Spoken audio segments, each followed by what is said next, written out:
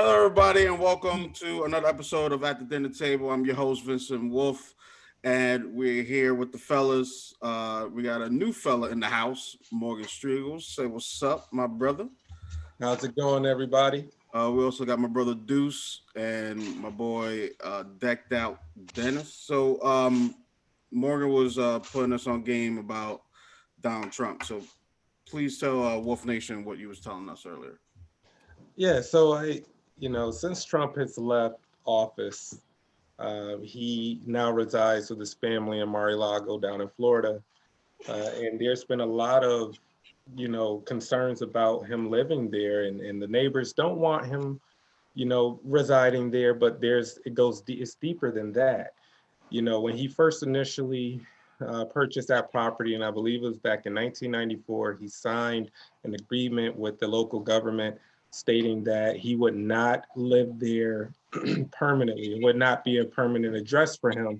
It was only zoned for entertainment purposes only, and that he could only reside there for a certain amount of time throughout the year. During his time as president, he constantly broke that agreement. He stayed there well over the allowed amount of time. And now that he's out of office, he has made that his permanent residence, trying to break that initial agreement, stating that things have changed as far as, like with that property and, that agreement that he had signed back when he first purchased it, it shouldn't still be intact. So he's looking at ways to get out of it. But from what the attorney who's making the argument on behalf of those neighbors, saying that he should not be able to live there, saying that that agreement was pretty ironclad. And so that's where the legal battle has started. So he's breaking his agreement, saying that, he should be able to reside there. It's his property. I believe the agreement was initially he couldn't stay there more than 3 weeks out of a year, which when you really think about it, that's no time at all. Yeah. And that goes for anybody who was a member of his club, if you will. But he has completely just taken total disregard for what he had initially signed with them for. So, but basically, he thinks it's his house. He's saying it's his house. You got a timeshare, brother. What are you doing? You can't live in no timeshare all year round. Yeah, but doesn't he do that all the time though? Right? He does. I mean, we've seen that over the past 4 years. Even he before the 4 years though, like he's known to hire people and not pay them. He's known to do tons of backtracking and all. So like, I ain't surprised that this is happening, but I know that he lives. Don't he live in Florida though? Don't he gotta? Because he lives in Mar-a-Lago. He lives. That's the place that they're talking about. That's what they want him at. No, but I know.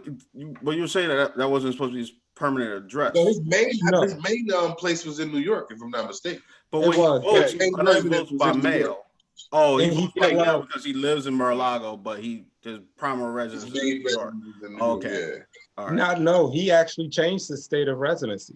He doesn't live here anymore. He's a Florida native now. He fell out. He thought he was staying hard with Cuomo. And, that was recently. He got a choice now. They want him now. No, he got a choice. He got to change. He got to change his residence. He denounced New York. That's what it was. Exactly. Yeah, he denounced New York when they put the Black Lives Matter going up to his building, to the Trump building. Exactly. He was bad. He was Northern orange. He was like Cheeto orange then. Like, you know what I'm saying? He was Northern orange. When did this happen? This is when he was president? This is when he was president. This is president. Yeah, while I was president. This is when the Black Lives Matter going up to his Trump Tower. Yeah. The governor? Yes, the governor. Damn. Well, I remember when it happened, they were painting it out in front. It was on Fifth Ave, his property on Fifth Ave, and the mayor of New York City was one of the individuals painting the street logo of Black Lives Matter. They were painting it together, and there's pictures, and of course, he denounced the mayor, calling him a criminal, and denounced the governor Cuomo, and saying they needed to be brought up on charges and racketeering and the whole nine, calling this whole movement Antifa, calling them terrorists, and it was a spectacle. Making up stuff. Yeah, exactly. And Like then he always does. he always, and I mean, even like you mentioned earlier, he's been doing this prior to his, time in office. And you're right, he had it was something to do with racing. It was a series. He had either purchased a car or it was a new reality show regarding racing that was coming out. And he said he was going to be running for president against, former President Barack Obama. And, we needed to see his birth certificate. He was a terrorist. He wasn't from here. Do you guys remember all of Yeah, I that? remember when he first. Remember that, how he kept attacking him, and then Yeah. I was praying that Obama wouldn't stoop to his level and show us his birth certificate and everything. But he's been showing this kind of behavior for years, man. It's not the first time. Yeah, And everything that, I mean, but his racism is what keeps him strong in power. Yeah. He's made showing how you feel against a different nationality, because the color of your skin or whatever the case is, he's made that normal again, which is so scary. Fortunately, we've got social media, we've got all of these recording devices that we can see this, because I feel like if we didn't, we'd be back in the times, like right after slavery ended. You know what I mean? Like, as far as how things. Jim Crow, Like it's more Jim Crow. Right. So imagine if back then, when we abolished slavery and there was, the black only restaurants or the white only, water drinking fountains, the buses and things like that. I feel like they would try that again if we were able to see, if we had video surveillance that we could watch from back then, probably wouldn't be that much different than what we're facing today. Definitely. I mean, there is video, but not. I understand what you're saying. Like, there's video, but I mean, there's not as much video as we have today. Right, like people. Definitely, I totally agree. You pull that cell phone out, you pull out that radio recorder. You didn't have that back then. No, it had to be a news crew there and come out. You know what I mean? Yeah, but I totally agree. So with that, he made that normal again. And you just look at it, like there was a case in Virginia Beach. There was a 16-year-old teenager walking with his group of friends, and they were heading to a party. Do you remember that? Yep. And they were blasting some, I guess some rap music out of the stereo. And then there was this older gentleman who was with his family, and he was bothered by these kids who were minding their business, walking across the beach, trying to get to a party. And he said he was going to do something about it. He went over there and so forth, and he's screaming at him, telling him that music was trash. And long story short, he ended up getting into it with these teens. He gets up, goes back to his car, got a lock. I'm talking like a huge padlock, and threw it at the kid, 16-year-old kid. Hit him in the face, knocked out so many of his teeth, shattered his jaw, knocked him unconscious. You see what I mean? Like, he's made that normal again.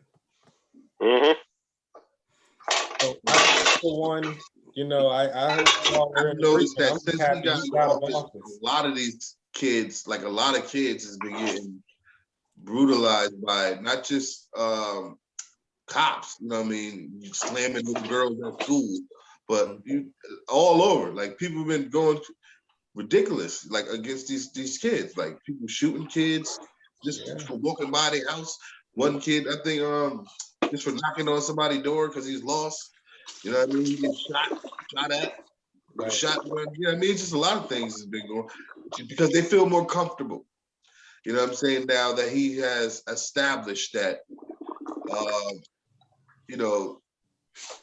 That it's all right to be racist and people, you know what I'm saying? Right. Or it's all right to show your racist ways to the public. Because before it was hidden for the most part, you know what I'm saying? You might see here and there, some Klan rallies or some Nazi, people with some memorabilia here and there, but now it's like out and open. It's out and open now. Now you can see what it is. And people are proud about it too. Like, you know what I mean? It's crazy. And it's not just us, it's not just our race that's affected. Like, there was a issue. No, definitely not. what was he calls coronavirus? He calls COVID-19 China virus. And there was a woman. I didn't get a chance to really follow up on this story yet, but elderly Chinese woman walking, and she was tackled by someone, hit her head on the ground. She actually died of brain trauma. Oh man. And the explicits, I guess, that were hurled toward this individual was, China virus and things like that. But like, that's what I'm saying, like building this wall, keeping out the immigrants, the Hispanic nation, the Mexicans and things like that. Like, you go down to Texas, down in Walmart last summer, there was a shooting. Several Hispanic individuals were killed, and the person who did it, it was all in the name of building that border, building that wall, keeping the immigrants out. He's protecting America, things like that. And that's a misconception that people need to understand. Like, people continue to spew out, especially a lot of media, spew out this misconception that all the immigrants are Mexican. Like, when you hear on news when they talk about immigrants coming here, they already put it in their brain that it's European. You know what I'm saying? Majority of immigrants we get come to this country are Europeans. There's a huge Bosnian and mostly Europeans. Yeah, so like we get them scattered from everywhere else, but the majority of, if you think about it, there are Russians and Germans and Swedes and This it's majority of them are European. But the question is what color is their skin? Right. Well, no, it's not even just that. It's not even just that. It's white to come to this country. It's not even that. It's not even just that either. It's also what God they pray to, because they could be white, but if they pray to Allah, they ain't white. You understand what I'm saying? So if they pray to, there's only a small. But when you think about the Islamic community that are Caucasian, it's small. It's a little bit of Turkey. Not even a lot, not even the whole country of Turkey. It's like not even half are European, because it's only when you're going up towards the southern. But we're not just talking about Turkey. You got, like I said earlier, but going up towards the northern region is when you start to get into the more European Turkey. Most of them brown. You know what I'm saying? So when you're coming into Islam, a lot of those people are brown. There are white people who practice Islam. Don't get me wrong. There's a whole, like, Bosnia is a country that has. Yeah, that's when you're going up towards that region I'm talking about. So like one of my good friends is Bosnian, and he looks white. But there's definitely some white European Islamic, but definitely. But you can't say it's your God, because most Mexicans are Catholic. No, I know that. I'm not saying. I'm not saying that. What I'm saying is, if they don't get you on the color of their skin, right? These racist people. That's the main part. They get you. I'm saying, if you're white and they find out that you don't believe in Jesus, like they're less likely to look down upon you or shun you if you're an atheist than if you're Muslim. Right. But they don't show that color. Like, if you are European and you believe in Islam, when they're showing in the media, they don't show that. Yeah, they don't. They show the black. They show exactly. The darker you are, that's what they show. It's the same as Africa. It's the same as Africa, right? You look at these infomercials, these commercials, donate now to Africa. They show children with no shirts on running next to the smallest percentage of, and that being Ethiopia, that is the smallest percentage of what Ethiopia looked like. The rest of it's like, it's a city. It's big, huge. So they don't want to show you Johannesburg, one of the most beautiful, richest cities in the world. Oh, they show you. They're not going to show you that. I saw a vacation commercial for it, and it was white people in it. It was white people in the commercial, and they say, "Oh, come to Johannesburg." Africa is ran down, and it's this and it's that, but they go there every year. They'll tell you it's nothing but jungles in Africa. There's more jungles in Florida than there is in Africa. Yes. Africa is more flat plains and vast green. There's not a lot of jungle in Africa, believe it or not. You can look it up. There's more jungle in Florida than it is in Africa. But see, they'll tell you that Africa is nothing but jungles with tribes running around trying to dart people and eat you. You know, see, that's the perception they try to peddle. Yeah, so they can keep it for themselves. You know what I'm saying? Exactly. You have to see it to believe it, you know, unless you want to listen to the media, they'll have you thinking otherwise, you know. So it's a perception, and it's the same, you know, when it comes to, you know, the immigrant situation. You know, when they portray immigrants in the media, it's always Mexicans, it's always brown-skinned individuals. We're the terrorists. You know, then when that attack in Washington happened on January 6th, did they portray them as terrorists? No. Did they condemn them like they Rioters, did Antifa and the they Black Lives Matter protesters. movement? No. They were protesters, actually. I've seen mad before it became an official thing that they was classified as terrorists. These news outlets was claiming they was calling them protesters. Yep. Protesters. Every time you see the Black Lives Matter where they was actually peaceful protesters, terrorists, rioters, for the most part, rioters. All right, Dennis, if you're gonna be over there dropping stuff, you should mute your mic. You're over there making mad noise on purpose. We see you. We see you over there. I apologize. We see you over there cooking, doing your thing. I'm sorry. I'm sorry. You want to tell Wolf Nation what you're making over there, so you don't feel left out? Get it? You're on mute. He is so, I don't understand it. He is like he's a computer whiz, but he can't work his phone to save his life. What you chefing over there? Yeah, it's a balsamic tomato and herb chicken over buttery garlic spaghetti. Oh, there you go. That sounds actually good. That sounds good. But yeah, I had cereal. They do that. Well, I'm moving, so like I try not to, you know, eat. Like I was telling my girl that too. Because I had a hot pocket last night. She was like, "Why are you eating that? Why are you eating?" I was like, "It's like because I'm trying not to make a big mess, like with dishes and all that stuff, trying to keep everything clean, so I can start, you know, packing all my stuff up." So a lot of times I'll eat at work, or I'm just eating cereal. You know what I mean? So like I'm not trying to make a huge mess. And speaking of mess, y'all remember who Amy Cooper is? Does the name sound familiar? Amy Cooper. Yeah, is that the? Go ahead. I'm gonna let you tell it. All right.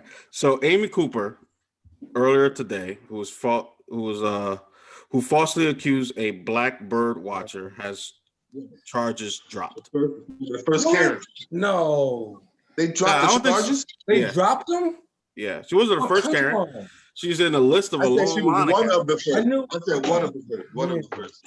She was like, she had to be like third generation.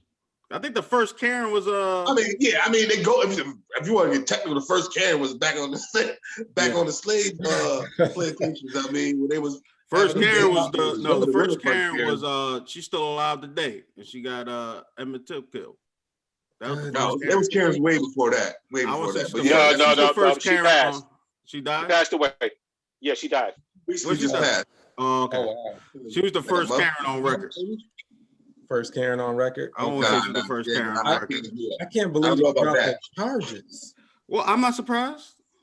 You know what? I think they held it out this long for that reason. And you know what? I think he had a big part of the charges being dropped. You think?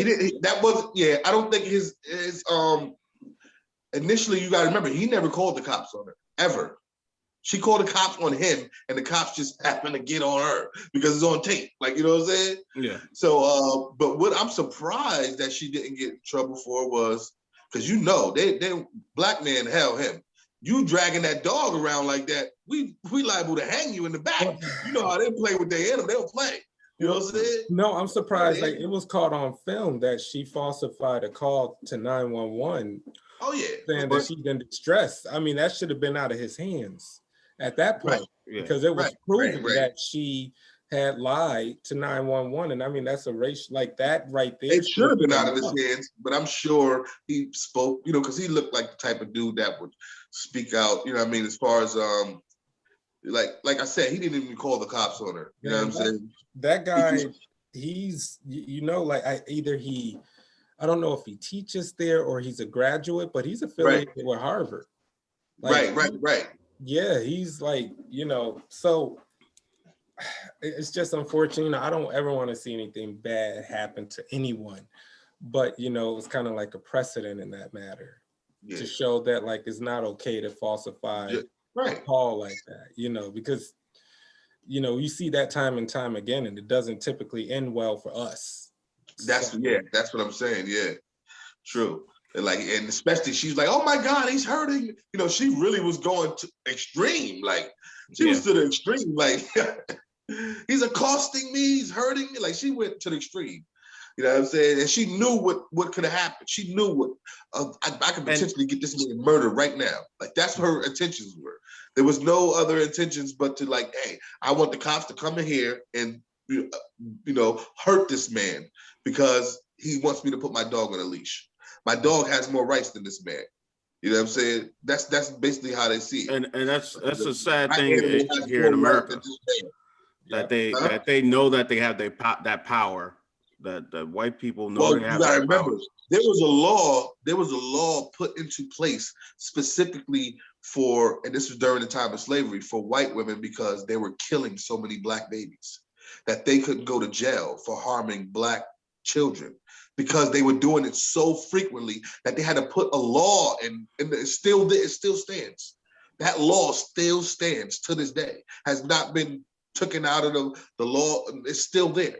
Because there was so many black children being murdered during the time of slavery that they had to write a law that protect white women. So, you know what I mean? Just think about that. Like, you know what I'm saying? You know, we got a long way to go. You know, we're fortunate right now that we have a new administration. We have Kamala Harris, you know, bless her. She's the first female vice president, only to mention that she's a woman of color. So, you know, I think with this administration, we'll see some real change, and it's going to take, you know, Trump did a lot of damage in that 4 years. And here to do damage. He set us back like 30 years. Right. He set us back like 30 years, 40 years. Biden probably has, if not the hardest transition coming into the White House of any president in history. He certainly has one of them. Now, I thought, you know, Obama had it bad when he was coming in because, you know, there were so many objections to him being the first, you know, person of color as the president of the United States. But Biden really's got it bad. You know, they literally had a riot in the Capitol where 5 people died. And not only that, 2 of the officers who were working at that riot committed suicide. So really, there's a total of 7 lives lost because of what Trump incited here. That was his doing, that he still has yet to take any responsibility for. So, you know, Biden has a hard time going into this, and so does Kamala. But I think, you know, thank God we've got them in, because if not, we would have 4 more years of I don't think it would have been 4 more years. I think it would have been more of a dictatorship. I think if he would have won, it would have been Trump until he died, and he probably would have passed power on to like his son or daughter. I think he would have tried to make us more of a regime like Russia. Yeah. You know, with Putin. Putin isn't giving up power until he's too ill to do it or he's dead. And I think he was going to try to find a way to bend the rules to make, you know, that 2-year term. Well, what's crazy is that the rules are in there. They're in our laws. It's just nobody really implemented. You know what I mean? Trying to implement martial law or something like that, where it gives sole power to the presidency. Like there's rules in our law that he could have implemented and made it happen. I mean, he was thinking about it. He mentioned it a couple times. Yeah, there is, and you've seen it even with the mayor of New York, the former mayor, Bloomberg. When he was in there, they did away with that 2-term limit for him because he was only getting $1 per year to serve as the mayor. I mean, he's a billionaire. He didn't need the money. So literally, I think during his term, he made, you know, like the lowest, he made under like $100 during his entire term as mayor.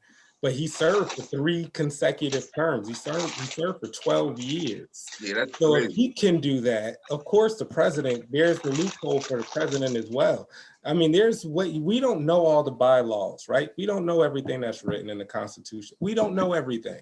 So there's a way that Trump could have probably found a loophole with enough votes, because he certainly had Congress and a good majority of the senators on his side. There's a way he probably could have found that loophole, and that would have kept him in power. Oh, definitely. You know, I mean, like I said, there's definitely a few laws that could have kept him in power. Yeah. You know what I mean? And gave him sole power, dictatorship power too. I don't know why they got those laws in our government, but they got them there in the background. They just, you know what I mean? They just not used because, like you said, you have to dig as a president. You have to dig in there. He mentioned martial law a couple of times, trying to hit or scare the people. You know, he scared a lot of the government when he kept saying it. So he mentioned it a couple of times. Yeah, you know? Yeah, but the thing is, with the whole martial law, he's the only idiot that would go and try to implement it. Well, that's what I'm saying. Yeah.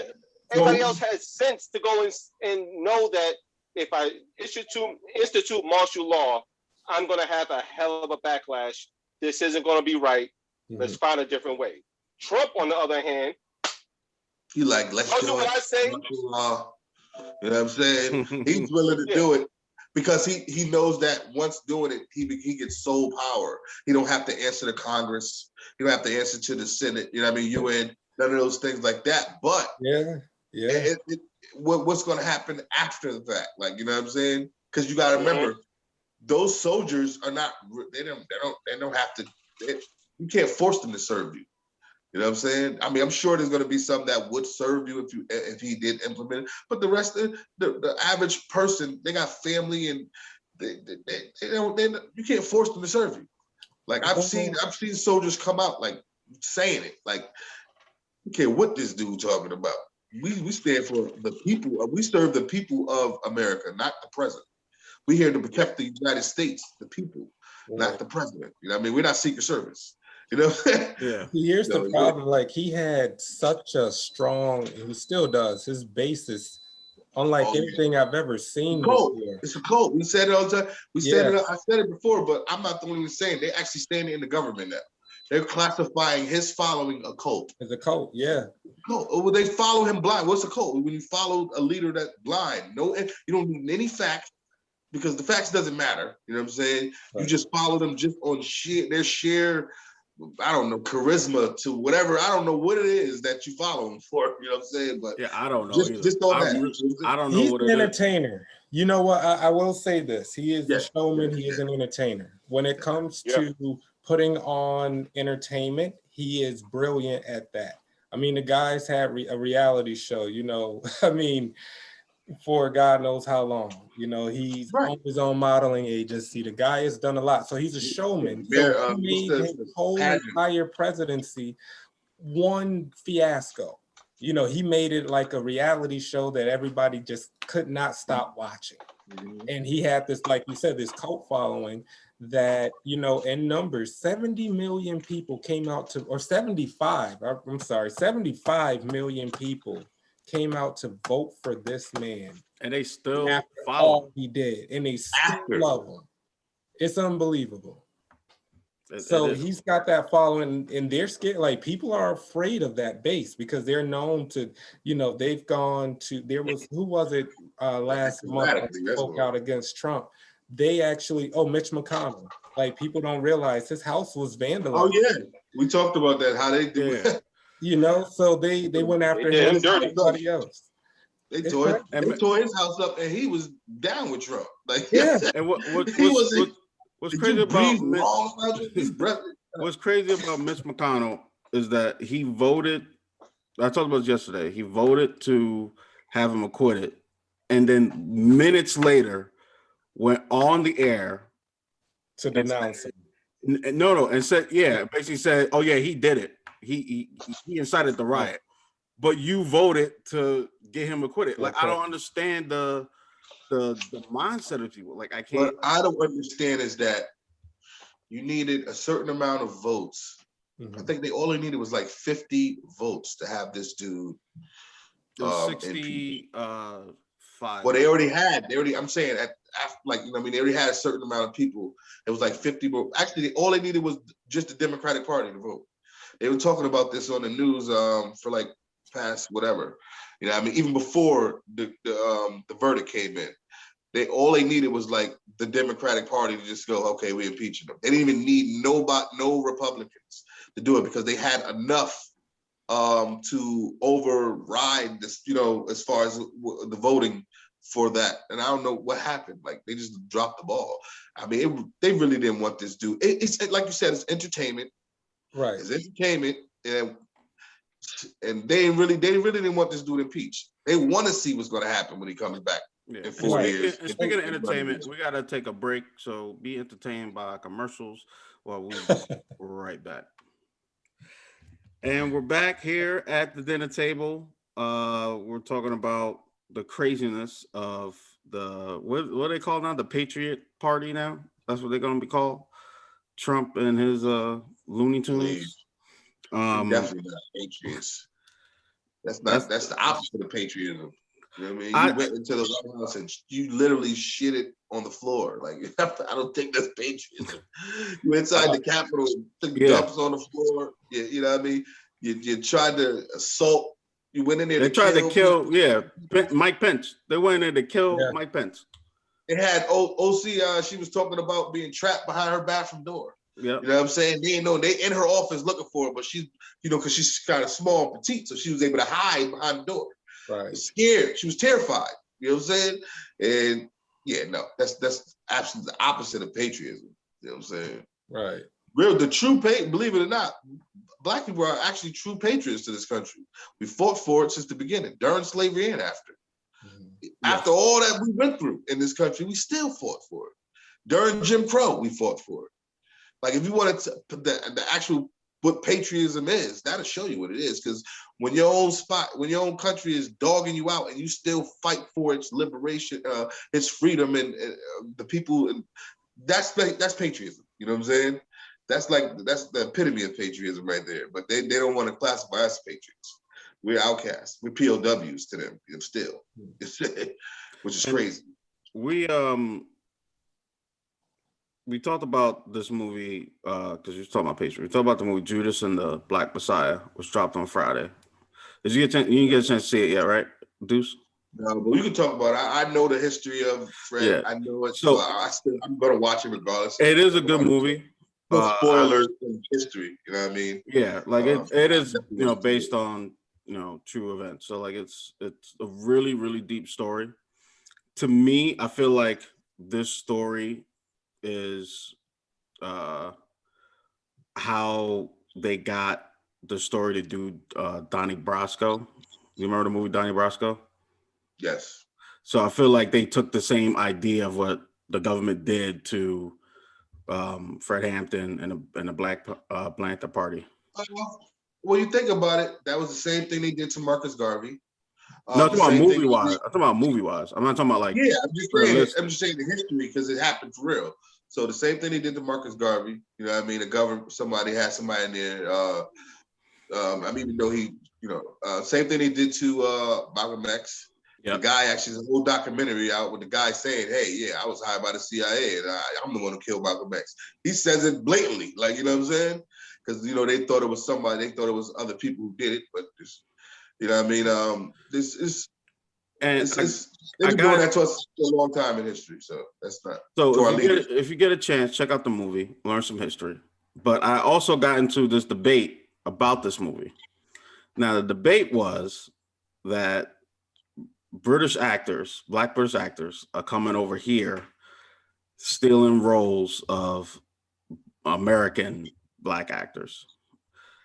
Now, I don't know all the information about Black British actors coming over here, because like to me, I feel like it's a job. So if you're applying for a job and you perform better than the other person that's applying for a job and they hire you, then you get that job. You know what it is? I've been hearing this for years. This is nothing new. But you have to remember, a lot of those actors over there are like trained in the theater. When, you know, not majority, there are a lot of Black actors trained in theater over here too, but there are lots of people who just go in for auditions. You know what I mean? Like off the street, like, hey, my boy said I can act. I'm gonna just go. That's how Tupac got all. That's how he got his first role. He went there to support Tretch. wound up getting the role for Juice. You know what I'm saying? He didn't even go there for himself.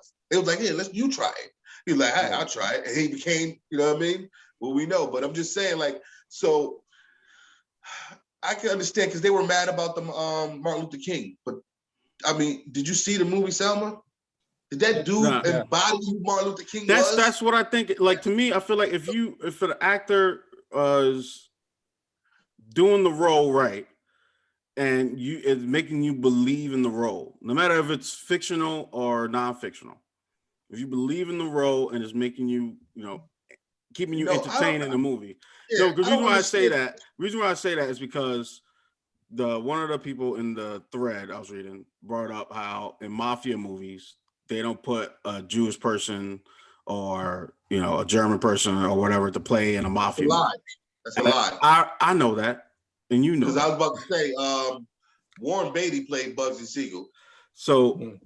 And Al Pacino played a Cuban dude. Yes. And not one, but two movies: Carlito's Way and Scarface.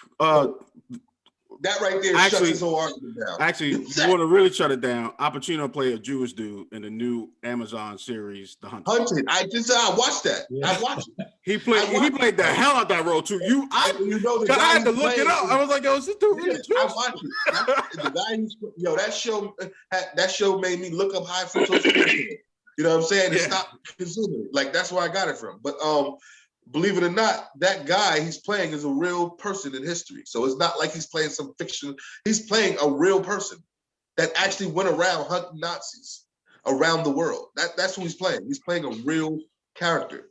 Like, that person is real. And what's crazy is that I just think that if it's like I was saying yesterday. So that was I don't know about that. If you really want to get technical, let's talk about Charleston Heston playing Moses. You know what I'm saying? A black dude. If you want to get technical. Yeah, that's what I'm saying. Like, if they changing the story and then whitewashing it, that's one thing. But if they put in or not even whitewashing, like, I don't understand how what's his name? Jason Momoa? Yeah. Right?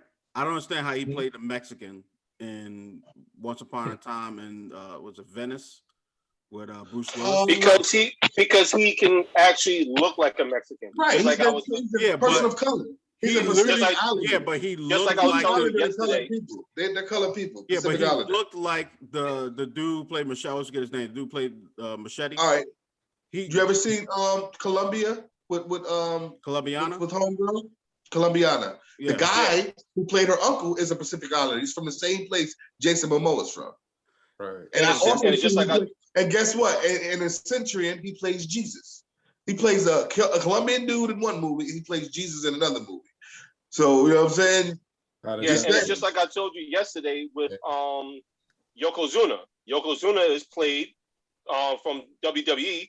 His character is actually Samoan, but he looks Japanese. All right. So this is twice you bring it up. So that must be the universe want me to bring this up now. So years ago, I called Deuce the other day on this. So there's a meme going around. This is a little side story, people who are watching this. A little side story. So there's a meme going around about the biggest line in WWE was Undertaker and Kane not being brothers. Right? Y'all remember that? You ever seen that meme on Facebook? So I want to comment on it. And there's two other big lies too. The other one's Ultimate Warrior, how they switched him out with somebody else when he died back in the late 80s, early 90s. The other one was Tonka, who's my favorite wrestler, who is not. Wait. Ultimate Warrior recently died. No. Well, that was the Dingo Warrior. That was the other one. They switched him out. The first one died, and then they switched him with the Dingo Warrior. Is what he's talking about. Okay, that I didn't know. Yeah, you need to go take another drink now, because now I just blew your fucking mind. I remember that. I didn't know. I remember that before the second Ultimate Warrior died. I remember him being one died of a drug overdose. Yeah, years ago. And so I remember watching this story about the Tonka. Him saying that he was, I think he was like Puerto Rican or Cuban or something. And Vince McMahon wanted him to be a Native American wrestler. And he said that he knew nothing about Native American culture. And they wanted to put on the stuff and become Tatanka. But when I went to go look it up, apparently it had him as a Native American descendant and all those stuff. And I was like, that's not what he said out his mouth. I'm saying on record. So like, I don't know if this is the Mandela effect or what's going on. But I remember watching it on TV, him coming out his mouth, because that's how I got this information. I'm watching him come out his mouth saying, yeah, I'm not a Native American wrestler. I'm not Native American at all. Either he was white or Hispanic. I don't know, but he wasn't Native American. And it blew my mind, and I was like heart crushed because he was my favorite wrestler. But anyway, so that was a little side tangent. I know, but not to to go back to what we was talking about. There's been a few black actors that's passed for white in Hollywood. You know what I mean? They play majority white roles. Homegirl from Splash, was it Flashdance? That's the only role. I only see her in 2 roles where she played a black woman. Flashdance and Swamp Thing, the new TV show. Other than that, she's always been a white woman.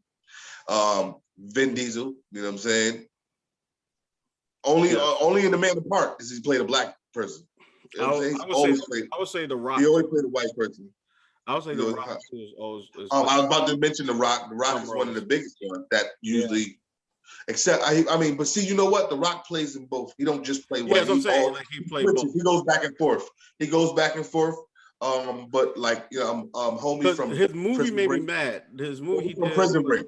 The brother who comes into prison to get his other brother. Yeah. You know, he's African. Prison Break. Yeah, he also played Captain Freeze on the WB stuff. Yeah, I know. But he's African American as well. But yeah, you see that. I mean, like, all right, so like the Rock's movie he did, was it Earthquake? No, was it Earthquake? Yeah, he got one called Earthquake or something like that, where he had a white wife and his daughter was white. It was white too, blue eyes. And I'm like, there's no way. Yeah. Just scientifically, like I'm not trying to like. Can you have a light skinned kid? Yes, you can. But with blue, like it just didn't look right. It just didn't look. No, but that was his step family. But that's how they write it off with The Rock. If you notice, a lot of the times when it's like that, those be his stepkids. He'd be like coming into only like when actually his daughters and his kids, it's another mixed child there. Like in the football movie he did. We played the Tooth Fairy. The black girl in the movie is a mixed. But like the movie he made was that mixed kid. The movie that he directed and wrote with the little building skyscraper. Skyscraper. That's what I'm saying. When it's him, when it's his. But even the Gridiron Gang, he played a black man. Like when he played the true story of that coach that I used to. So yeah, he plays. You know what blew my mind too? I don't understand what they was talking about when they were saying about the white, like Jewish people play Jewish people or Italian. That's not true. You know what I'm saying? I just wanted to let that just to get back onto the point. That's like definitely not. The actor who plays Zach Morris to Saved by the Bell, he's African American, yeah, and he's actually, he passes for white. Well, that's what I said. A lot of them can pass for white. Yeah, Zach Morrison, the blonde-haired kid, the star of Saved by the Bell, is African American as well. Yeah, his mom is black. His mom's just black. Yeah. So just like mother's black. Really? Yeah, like I had no idea. And, I posted a list of all those actors that a lot of people don't know. You know what I mean? All the people, not just actors. But he did Jackie Onassis was on that list as well. But I posted the list. He did fight to be on the show Mixish. He said he wanted to be on that show because of his background. His ethnicity, yeah. So he wanted to be on the show because of that, and he got it. He was on the show, and they're on season 4 now. Season 4. So it's probably the first role he ever played. You know what I mean? Who he is ever. You know what I'm saying? Yeah. But you know what? Look at Freddie Prinze Jr. Everybody thought he was just some good wholesome white kid. That's all he played in movies. Puerto Rican. You know what's funny? I remember his father from comedy. I love stand-up comedy. So I know Freddie Prinze is a stand-up comedian. Brown, like he's like brown. You know what I'm saying? So if you ever seen his father, you would have known. If you've never seen his father do stand-up, you would have thought that he was just some white kid. Because he doesn't have a Puerto Rican name. from You know what I'm saying? Mass Effect. That's how I realized that he was Hispanic. Yeah, he played a Puerto Rican, but he also had a show that came out around that same time. It was called Freddie, and it was about his whole Puerto Rican family, his grandmother, his sister, his people. So it was actually a pretty good show. You know what I'm saying? But guess what? Coming out with that show ended his damn career. Just to let you know, it ended his career. When he could no longer play the all-American white man, it ended his career. That's why we don't see anything with Freddie Prinze Jr. anymore. Remember, at one point in time when he was in everything, you know what I'm saying? He was in everything.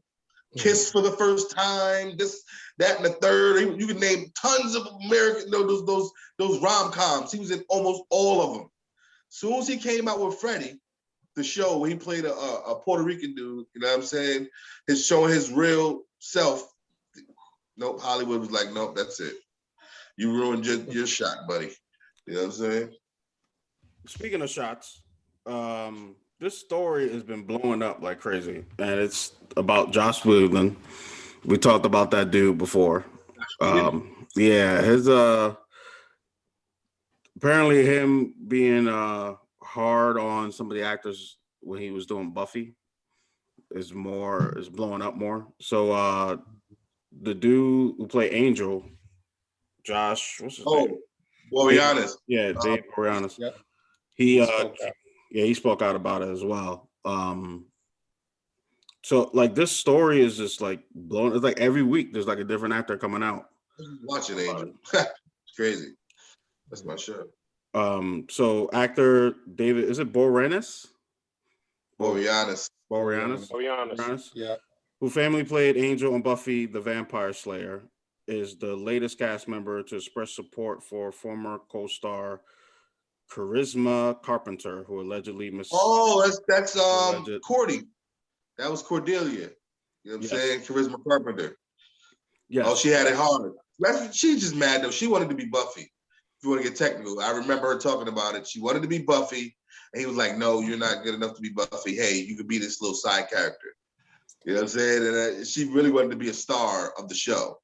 She went in for the role of the star, and it was given to homegirl from the stories. I forgot her name. Michelle. Buffy. Michelle, yes. Yep. Michelle Gellar. Yeah, but she was on Buffy and I understand. That came years later when Angel. She became another side character. Right. She never became a main character. That's what she wanted. Mm-hmm. You know what I'm saying? Charisma Carpenter wanted to be Buffy. You know what I'm saying? If you look at the old interview, she says, I went in for the role of Buffy. You know what I'm saying? And they made me a side character, basically. You know? And that character was barely on Buffy. Like, that character wasn't like a dominant character on Buffy until like later in the seasons. Like, it was just like here and there you would see that character for a couple, like a scene, maybe two. You know what I'm saying? So I don't know how hard. I mean, I'm sure, you know, as a director, if you don't get your lines right, you probably get mad over, and if it's going over and over again, anybody probably will get mad at that. But I don't know how hard she had it on the sets. I can't say. You know what I'm saying? But like you said, he said that she probably had it hard. Probably when she got on Angel, when she was there on every episode. You know what I'm saying? But Buffy, I don't know about that. You know what I'm saying? Because like I said, she got until later. And still, she wasn't one of the dominant cast that was on the show. She still was always a side character that you would see seldom. Like, you know what I'm saying? Did you watch Buffy? I did. I watched it. I still watch it. What about you, Morgan? I watched. Yeah, I watched a couple of episodes. So I'm being modest. Was you a watcher? I've seen enough. I've seen enough. I actually liked Angel. I like the show. Angel was a better show. You know what I'm saying? It is what it is. Buffy. Angel was a better show, but I watched them both. What about you, Dennis? You watched it? I did watch it. Unfortunately, I can't remember any of the episodes to save my life, but I did watch it when it did come on. I didn't watch it. Now, I've watched it, but when it was out, I never watched it. I didn't watch Angel until the last 2 seasons, or the last season, I want to say. That's when I started watching it. You gotta go back. I just wasn't a fan. Like, I think I watched it when it came on Netflix, I went back and started watching some of Buffy. I thought it was all right. I only watched the first season, but I was. Then that ain't gonna work because it don't start. Well, getting it turned me off. Right? It turned me off because as a chef, there's a scene where she's sharpening a knife, and I was just like, she's doing that wrong, and I just turned the shit off. And I just never watched it. I it was an epic. It was like the epic battle they're about to do, and she's sharpening. She's giving her speech with her. I'm like, yo, she's doing that all wrong. I'm gonna watch something. I literally turned the shit right off. I haven't watched it yet. And that's a continuation of the movie, like from the first season. I don't know if you've seen the movie with that's the movie. I like the movie. Don't get me wrong. With Kristen Swanson and Pee Wee Herman and Luke Perry, that's literally a continuation of for watching the first season is what happened after the movie. So that's why it takes place like that. She's already established as Buffy and all that. I got all that. I just she's chopping the knife wrong. I ain't like it. He's ridiculous. He's a 16-year-old girl trying to sharpen a knife. I ain't care. I wasn't fucking with it. Nope. You make it seem like she's a professional chef. Girl, how you sharpening that knife like that? It's 3 strokes on one side and 2 on the other. Yeah, you know, she wasn't doing it right. She ain't doing the hole wasn't even wet or nothing. Oh man, what was you about to say, Morgan? No, I know that story has been blowing up, and you know, I feel for all the individuals who has spoken up and said their piece. But the only thing I've got against that, this happened how many years ago? Like 30, happened man. on set. Long time ago. And I one of the statements that were made was that at that time, they felt like they needed to earn his approval. For what? Why do you need to earn this individual's approval? You needed to seek him out for him to validate your, that showing of what your worth is really, what your worth is. Why do you need his approval? If you've been treated in this manner, why now? And you see this every day. It's not just this situation here, but you see it every day. One courageous or 2 courageous individuals step up and speak out, against a powerful individual or a company, and then all of a sudden here comes everybody else trickling. Right. And, now you're like, well, and they always get the question, the same question always appears. You go back, look at, Harvey, when he went to prison for all the things that he did. You look at those individual statements. Well, why didn't you say anything before this? I was afraid to speak out, and I'm not saying that's not the case, but you've held it in this long. Why say something now? Because you're trying to get that Marvel money. Yeah, right. And you know what? And Charisma Carpenter, she's not the type of person who bite her tongue.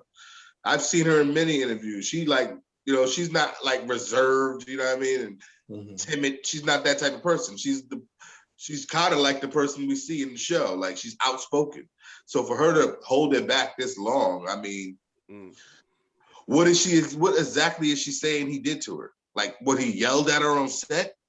Demeaned her. Directors do that, you know what I mean? Yeah. Well, it was more than that. Like he attacked her personal beliefs and things like that. Like it was deep.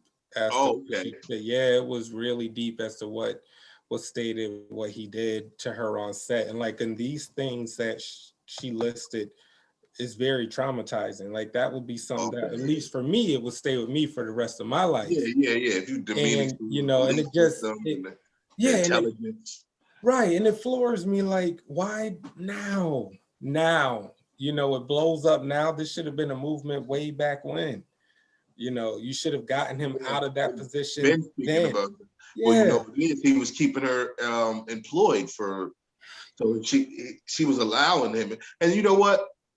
We talking about, because it's actors, but in the regular workplace, this goes on. You know what I'm saying? Your boss might, because I remember I was working for this landscaping company, and I ain't gonna mention name, but because I'm cool with the guy, but I had to put him in his place.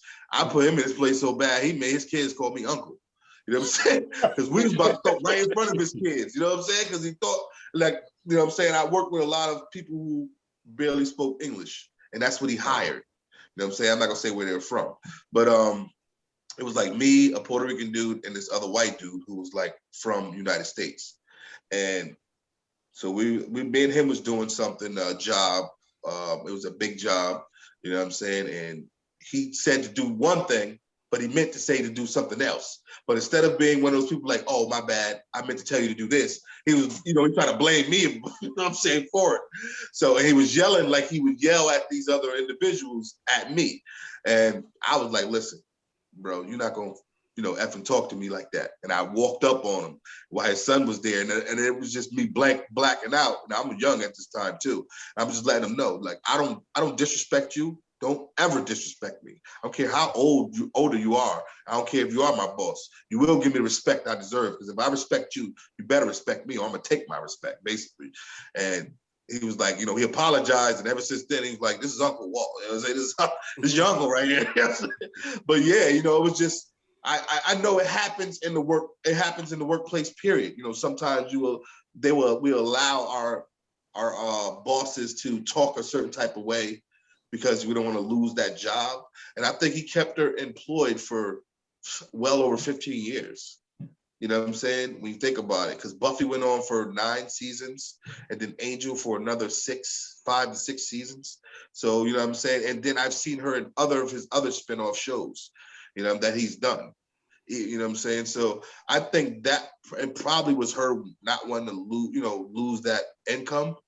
Because, I know as an actor and actress, it's kind of hard sometimes to get work. But especially when you're doing TV shows, it's kind of hard to make the transition into movies. That's why we really haven't seen her in a lot of movies. I think only one of them actually really blew up and became actually into movies, and that's the redhead one. But she was the oldest one out of all of them, actually, from Buffy. She was already well in her almost 30s. Playing that role. Oh, she was in all the 9 of the teen movies. Yes, that's what I'm saying. Yeah, she was already 27 playing that role. And then I think the next under her was Seth Green. Like, they were the oldest of the cast members, believe it or not. Yeah. The rest of them were children's kids. So I think, so they were already, Seth was already established in acting. So he didn't really need the show. I mean, he probably was the biggest star on the show. You know what I'm saying? When you think about it. Right in. He played Gleam in the Cube, Money Can't Buy You Love. You know what I mean? I'm going back. I didn't go back to name movies he starred in. So, so that I think that's probably what it is. Her not wanting to lose that steady income. You know what I mean? She know that he would hire her, but like you said, if he really was coming down on you like that and insulting, your beliefs, your intelligence, and just your character, you should have spoke up. Right. And Buffy didn't last forever. Right. If you didn't want to, I get it. That's a lot of money to come by. That's like hitting the lottery, right? Not everybody gets to experience that kind of livelihood. And, that show ended. When that show came to an end, you should have spoke up then. I truly believe there are power in numbers. You've seen that with the Million Man March. You've seen that how many times in the past. There's power in numbers. The more people there are, the more people are inclined to listen. Somebody speaking the same truth, it may be a little bit different than what your truth is, but the stories are similar. People are bound to listen. Like, they could have brought this out. Buffy's was what, 1990s, 2000s? That show was how many decades ago? And now it's just now coming to light about how he's unfit and he stepped down from this, but it's not the same. It started with Ray Fisher. Right. With his complaint. Yeah. Yeah, it started with Ray Fisher. About. Yep. But again, but when did he bring that out? Right after Justice League. Right. But how many years ago was that? Oh, yeah. Like, from Justice League was 3 years. It started out with that was 3 years ago. Oh, right. Okay. So that actor, that's the homeboy he was trained in the theater and all that stuff like that. Yeah, he brought it out. He did say that.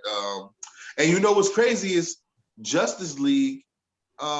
He couldn't. He spoke out against Zack Snyder. Because was it Zack Snyder or Joss Whedon? No, Joss Whedon only cut Justice League. He didn't film it. Zack Snyder filmed Justice. He was speaking out against Warner Brothers, actually. He wasn't even speaking out against the director. That guy, he spoke out against Warner Brothers and the way that they treated their actors, the actual corporation. You know what I'm saying? The company. Yeah, he was talking about how he was speaking out about out against Warner Brothers, and he made ripples. You know what I'm saying? And they actually did. Like you see, he still got his job. So whatever he was talking about, let him go. Huh? Nah. I thought they let him go. Nope. They got a movie about to come out. They doing Cyborg with him in it. You know what I'm saying? Him in the Flash he gonna be in the Flash, and then he gonna have his own movie. Nah, they ain't let him go because what he was saying was true. You know what I'm saying? I think that's what it was. It was true, and then he had a lot of people actually backing him, like all the the stars that was a part of Justice League. Like, well, yeah, you had Jason Momoa backing him, and you had this person backing him, saying, yeah, what he's talking about is true. So I think they couldn't let him go. Like if he was the only one just saying it, crying on a mountaintop by himself, and there was nobody else there, then they probably would have let him go and just recast him. But it was just too many. He had too much of the actual cast that he was working with at the time, the current cast, that was like, oh yeah, no, yeah, he's actually telling me, I'm back, I'm standing with him. You know what I'm saying? So and that's what happened. That change did come. So let me find out the mouse treats their people better than the rabbit. Yeah, maybe, because they did fire Gina Carano, which we talked about yesterday. Yeah, they did. Yeah. Disney. Well, but you know what? Disney don't play. Disney don't play. You gotta remember, Disney, they don't play. They try to bury all, they don't, especially when it comes to like any type of, racist, misogynist, anything like that, because you gotta remember, they had a whole bunch of years trying to bury everything that Walt Disney was saying. Yes. You know what I'm saying? So they don't want nothing like that around for that to even come back up. I don't think they even have those old cartoons on Disney Plus. No, I'm talking about him, Walt Disney himself. No, I know that. I'm saying, he was old cartoons, because old cartoons were racist, to be honest. How they made black characters look and all, the black and white ones. So like, I don't even think you can even find them on there. No, that's why you can't get the old Looney Tunes neither, because Danny Glover had those taken off. He had those. Remember those old Looney Tunes we grew up in the 80s and 90s? Yeah. Those you can't watch those anymore unless you find them obscurely. Like they're not main. You can't find them on TV anymore. They got rid of them. They have a new Looney Tunes. Yeah. You know what I'm saying? Where they cut out all of that stuff. You're gonna see the little black African dude with the spear trying to cook Bugs Bunny. None of that. You know what I'm saying? That's all gone. You know what I'm saying? All that's gone. Back in 1946, I believe it was called Song of the South. And, if you're not familiar with that, that was, they did away with that. They've been trying to bury that. That was extremely racist. Mm-hmm. Have you ever heard of Song of the South? Yep. No, I've never heard of it. You never will.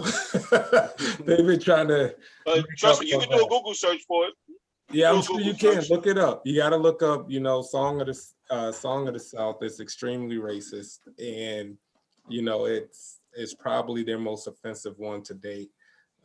But again, you got to look at the time too. It was in 1946.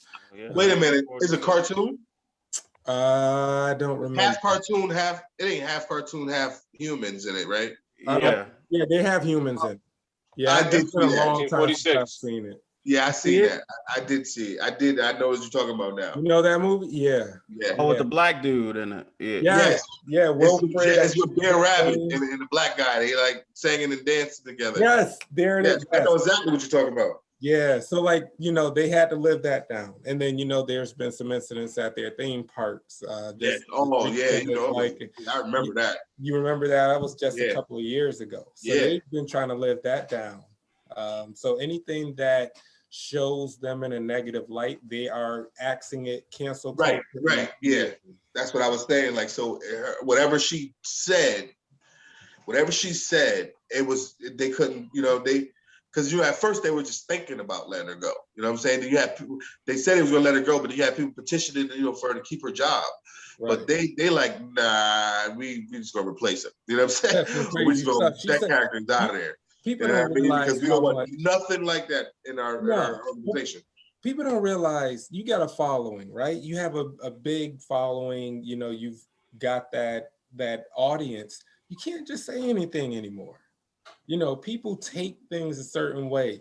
She of course, yes, she deleted it after the backlash, but it was too late. People were already taking screenshots of it and uploading it on other media sites. Once something is on the internet, so it's there forever. It's there forever. You can never, so people always think, okay, I'm gonna hide it or delete it. You can't, it's there. It is out there, you know, and not just for that. Like if you put something out there, like people are posting pictures of like, you know, illegal drugs. Why you do that? I mean, there goes the FBI watching your page. But it's the same thing. You can't delete it. People delete things like, okay, it's gone forever. No, it's not. It's there. This is still there. It's just you can't see. Yeah, this is everything you post. It's like a database. It's stored there for life, or as long as we have this technology. So it never goes away. So she deleted it and then issued an apology and a statement. But people have to realize what they say is detrimental to their career. What exactly did she say? That's what I want to know, because I didn't. As far as I know, from what I've read, was that she was referring to, I don't have the exact quote from her, but she said that the Nazis got the Jews to hate each other, and it's no different from the government having the people hate each other over politics. Today, yep. Roughly. Right. And she was also an anti-masker, and you know she was. That's common strategy used government tactics. Listen, to be honest with you, me personally, I don't think what she wrote was actually accurate. I mean, like if you look at what's going on today, it is accurate. I don't think it was offensive. I don't think it was offensive. But people got offended by it. Because you can't say Nazis in any I'm about to say that. That's one thing of you know, that whole time frame. If you're talking about what happened with the concentration camps and everything, if you're talking about that era, yes, use Nazis, right? But if you are putting a Nazi likeness on anything outside of what happened during that time, people are going to turn their noses up at you. She was right. Look what's going on in our society today. What's crazy? I got it now. No, I got it. The reason why, like I said, because you got to remember, Walt Disney himself, he was the biggest remember, the most people he talked about was Jewish people. That was his thing. He hated Jewish people. He talked about them all the time. So for her to mention anything with Jew in it, she could have just mentioned the Nazis and said nothing about the Jewish people, and she probably wouldn't have had any backlash. You know what I'm saying? But because she mentioned that, Walt Disney, the company, don't want to have any ties with anybody mentioning anything about Jewish, you know what I mean? Because what Walt Disney, the guy, he was anti-Semitic. Mm-hmm. So you have to understand that that's why they were so big on getting her out of there. It's like, why did she say Jew? You know what I'm saying? Why did she mention anything with Jew in it? You know what I'm saying? Here's the actual quote. Here's the actual quote. Jews were beaten in the streets, not by Nazi soldiers, but by their neighbors, even by children. Because history is edited. Most people today don't realize that they get to the point where Nazi soldiers could easily round up thousands of Jews. The government made their own neighbors hate them simply for being Jews. How is that any different from hating someone for their political views? Yeah, it's basically what's going on now. It is. If you think about roughly about, I get what it is. I mean, right. But see, it wasn't the way she making it sound is like other Jews was rounding up Jews, and that's not who their neighbors were. You know what I mean? Their neighbors were Germans and you know, Polish and French. You know what I mean? They weren't like. The Jews were like considered a second-class citizen in this region. So for her to make it, she said it too broad. She painted a broad brush when she was the way she explained it. She should have been more specific. Like, you know, the people who were non-Jews, who were the neighbors, were helping round up the Jews. You know what I'm saying? Which they were. And I think that would have been a little bit more, you know what I mean? She would have had a little bit more, they would have understood exactly what she was saying. So nobody in the Jewish community can be like, okay, she trying to say Jews was rounding up Jews. You know what I'm saying? I mean, there probably were some, you know what I mean, that was working for the government. Of course they were, you know what I'm saying? But for the majority of point, the other neighbors You know what I'm saying? Those neighbors were like of other ethnicities. And that's what she should have like pointed out. What she should have been a little bit more specific. Now, it's the same thing with Nick Cannon. Like when he got in trouble for not saying, he made a statement. He said, Black people are the real Jews. Well, then that insinuates that there is a fake Jew. And that's what got him in trouble. Not saying that he should have said they were the original Hebrew, you know what I mean? The original, they were Black. If he would have said original, that's not saying that the other ones are fake. You know what I'm saying? It's just saying that these are the originals. But instead of saying that, he said real. That means that the Jewish community is fake, and they're not gonna have that because you're calling me fake. You know what I'm saying? And that's what he got in trouble for. It was choice of words. Words is everything. You know what I'm saying? You gotta use them wisely. You know what I'm saying? Because they will scrutinize everything you say coming out of your mouth. You know what I'm saying? So when you talk, you can't just talk with that broad stroke, especially if you were making a statement for everybody to see out in the world. You know what I'm saying? She got a big following. She's, you know what I'm saying? She should have chose her words a little bit more wisely. Same thing with Nick Cannon. He should have chose his words a little bit more wisely. And I don't think that this, he wouldn't have had this backlash, and she wouldn't have had the backlash as well. Right. And then see it again, it stems from social media. Right. How many times do we see how social media has damaged somebody's career? Over and over again. We also see that increase someone's career with the same type of rhetoric. Like I don't mean rhetoric like this, but I mean like this homie who outed Bill Cosby. It was a comedian that somebody was recording his phone. Now this dude is in movies, everything. Like, you know what I mean? No, was it? No, not Rail. Not Rail. It was the black dude with glasses. What's his name? I can't remember his name. Hannibal Buress. Hannibal Buress, yes. I was about to say he was just in Captain America, one of those. But yeah, this dude, nobody knew who the hell he was. You know what I'm saying? Not to diss it, I don't know. You know what I mean? A comedian, I watch comedy all the time. I never heard this dude until this. You know what I'm saying? And it was because somebody had their phone out recording one of his small shows he was doing, and he mentioned Bill Cosby and everything, and that hit the news, and Bill Cosby got arrested. You know what I'm saying? Everybody came out like, yes, me, it happened to me. Bill Cosby did it to me. You know what I'm saying? Everybody came out, the floodgates. We had women that was, there was like 20 of them weren't even around Bill Cosby. You know what I mean? So it wasn't, believe it or not, there was a lot of those women that came out that they was like, no, you're false. Those are false statements. Nothing happened to those women though for making those false statements. You know what I'm saying? There was one woman, an actress, who said, yes, Bill Cosby assaulted me at the Tonight Show. And she had a date, the time, everything. When she was on the Tonight Show that time. Bill Cosby was on the Tonight Show that date a year later. Never actually the same time that she was in. They weren't even in the building at the same time. You know what I'm saying? But she was one of the women who accused Bill Cosby. And it was a white woman. And somebody asked her, why didn't you report him? She said, now remember, this is 1965, 66. She was scared because of his power. Bill Cosby in the 60s, you talk about segregated America. You know what I'm saying? You were scared of a black man please. It didn't make any sense. You know what I'm saying? I'm just saying, it didn't make any sense. Right. Certain things you gotta make sense. You know what I'm saying? That doesn't make any sense. But what I'm saying is like people like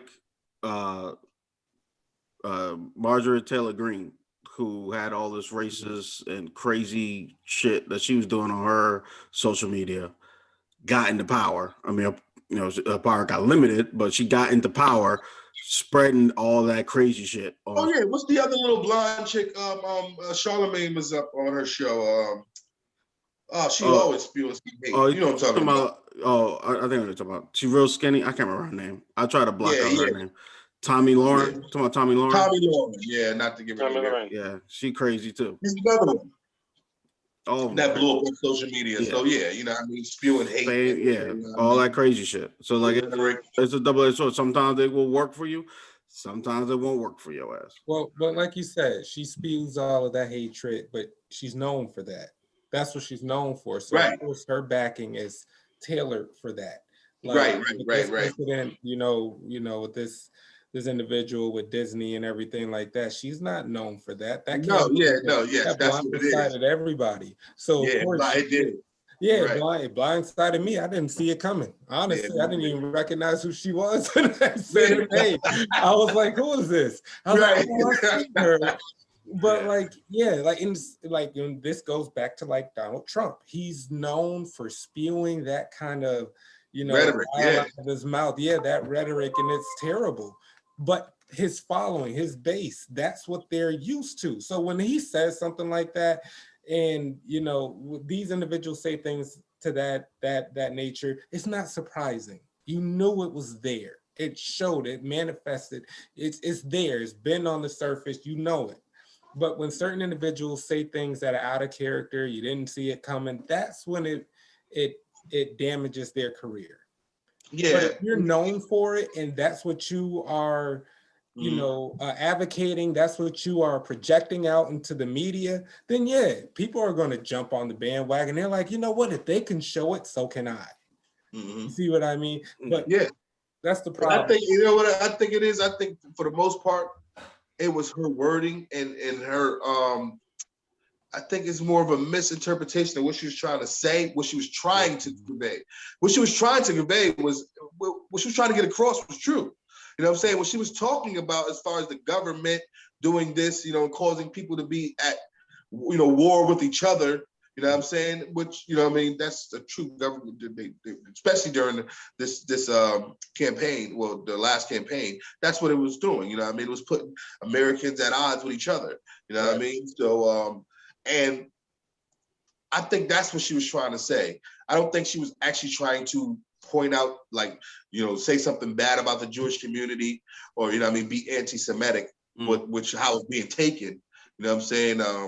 And I think that's unfortunate for her career because, like I said, if she would have worded it a little better, you know what I'm saying? Just a couple little word changes, it would have made a big difference in the context. I agree. I think she's gonna bounce back though. I think she's gonna bounce back. I think she's gonna hopefully she'll get back on the show. But even if she don't, I think she's gonna bounce back. I just hope she'll bounce back, but she's not coming back on Disney. No, not Disney. Disney they cut ties with her. Anti-Semitic undertones, she's not getting back on Disney. I just hope they don't put Lucy Lawless to take a place. That's all. They should have put Ronda Rousey, you know what I mean? If anybody to take her spot. No. Ronda Rousey? Probably barely even know. Probably barely even notice the difference. No. I already suggested who I wanted yesterday, and it's the girl from Expanse, the young lady from Expanse. She's from where's she from again? New Zealand? Was it New Zealand? New Zealand. So yeah. What was her name? Frankie? Yeah, Frankie something. I gotta look her up again. She's from New Zealand, woman of color. I don't know how to put up the pictures yet. But Frankie Adams from New Zealand. Yeah. Okay. She's tall. She's she does. But homegirl isn't that tall though. Homegirl isn't that tall, so it's gonna look different. It'll be all right. I mean, she's close to 6 feet. I'm talking about the girl who was fighting. I mean, the girl who was in it. No, the one who got fired wasn't that tall. The girl, yeah, she was close to 6 feet though. She had to be like 5'9", really? 5'10". Yeah. Okay. But I want to bring up this story that came out today. Historical Black colleges to get $650,000 to preserve campuses, which I think is a fantastic thing. I just want to point out, I wish I knew more about HBCUs when I was in high school because I would have went to a HBCU, but instead I went to culinary school.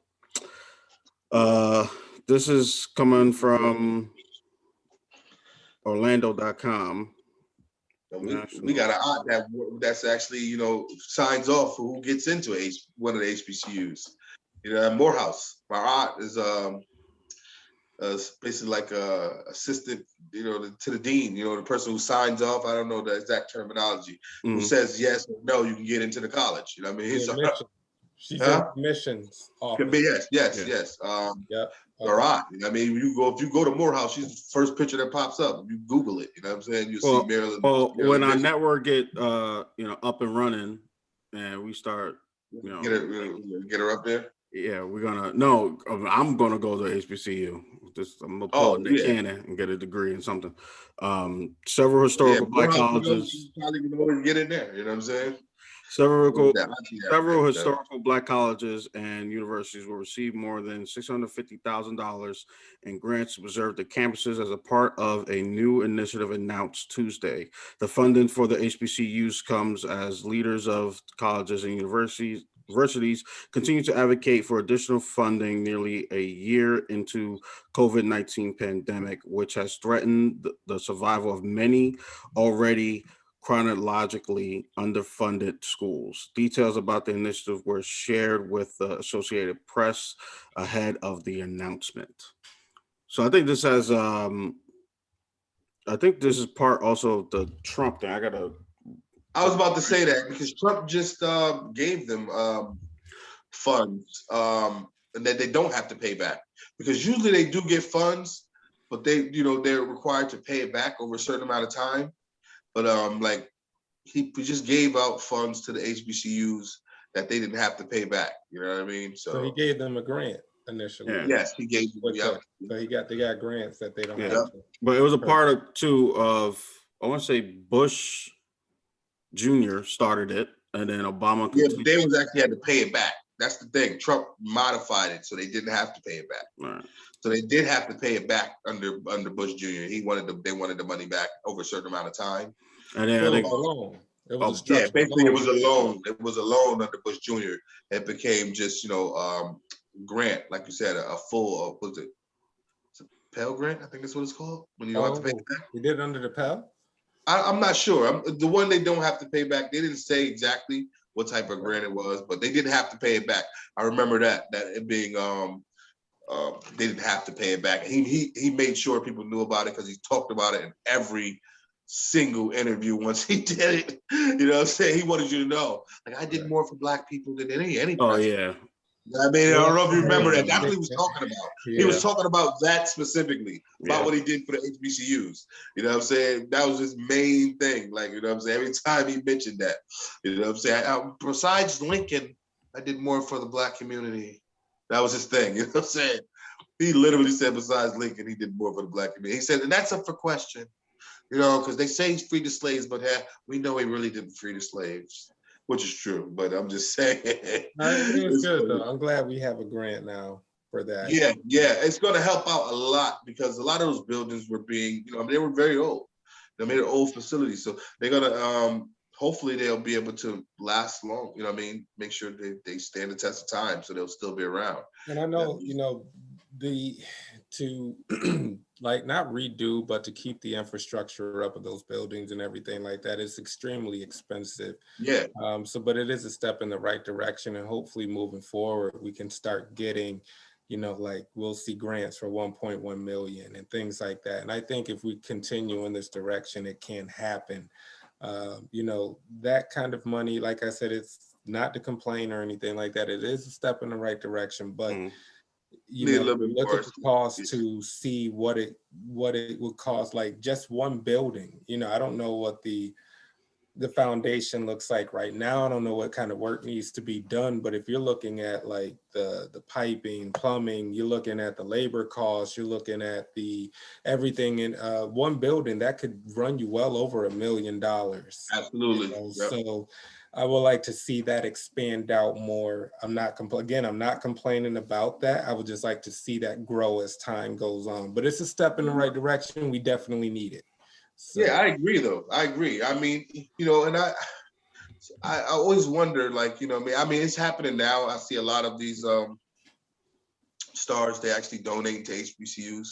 But I wonder why a lot of stars, Black and white, you know what I mean, don't donate, because Yale or Harvard don't need the money. They don't need it, but they will donate into these Ivy League schools who really don't need the funds. You know what I'm saying? They rather donate to certain schools who really don't need the funds instead of donating to the ones who actually. They donate them to get their kids in.